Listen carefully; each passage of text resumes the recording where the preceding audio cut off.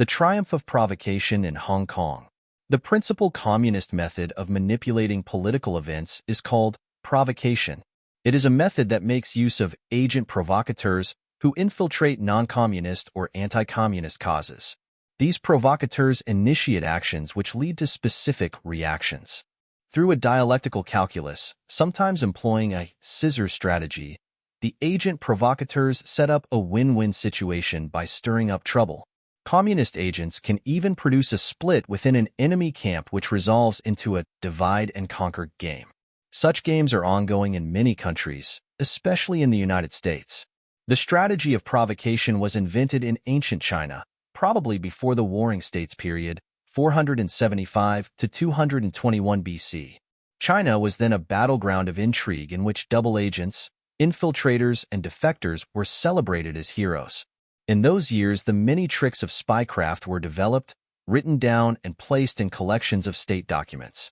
These papers were considered so potent and so dangerous that their secrecy was carefully guarded.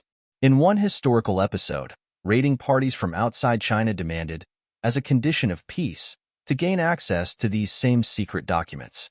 Chinese officials refused to show these documents to foreigners, warning of grave consequences if outsiders learned ancient China's secret mastery of such operations. In light of Chinese history and communist practice, it would be foolish to take events in Hong Kong at face value. There can be no doubt. Secret agents are at work within the Hong Kong independence movement. Chinese history tells us this must be so. But who are the agent provocateurs in this instance? What is the purpose of the provocation currently underway? Superficially, the operation was triggered by an extradition bill, which the communists do not really care about. PRC state security kidnaps whomever they want to arrest in Hong Kong. Legal extradition was never really an issue for the communists. Yet this was put forward as a catalyst. The purpose of this catalyst was to spark unrest, harvest advantages, and hurt enemies. In the present instance, two features of the operation are suggestive. First, to provoke U.S. legislation that includes a visa waiver for Chinese leaving Hong Kong. This effectively opens a channel for sending Chinese agents into America under the guise of support for freedom and democracy. Second, vandalism and violence is occurring throughout Hong Kong, but some of this violence is directed against private persons and businesses. This lawlessness is ideal for punishing business owners opposed to the Communist Party. What about the government of Hong Kong? The Chinese Ministry of State Security has had 22 years to infiltrate both the government of Hong Kong and the pro-democracy leadership. The former chairman of the Democratic Party of Hong Kong, Martin Lee, initially voted to put a different name on this same Democratic Party in the 1990s. He wanted the party to be called the Hong Kong Communist Party. He now says this was clever foresight, a lawyerly attempt to steal the Communist Party's brand. But everyone can see, plain as day, to whom this influential Chinese lawyer was signaling. Despite these odd misadventures, Martin Lee's current support for Hong Kong independence is credited by the official communist press in Beijing, which, aside from calling him a foreign agent, generously forgets to mention his role in getting membership in the World Trade Organization for the PRC.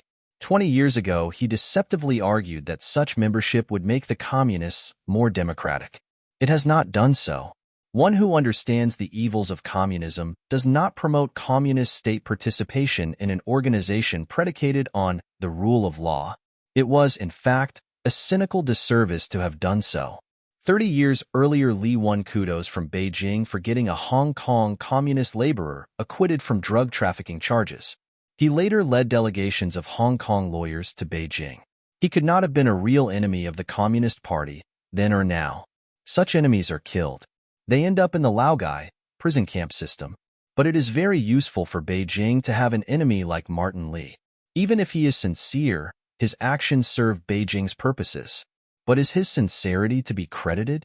Anyone who rubs shoulders with a criminal becomes contaminated to some degree. This is especially true when dealing with communists. A system that is dirty, that is based on evil deeds, cannot be safely flirted with. It cannot be the successful subject of diplomatic engagement.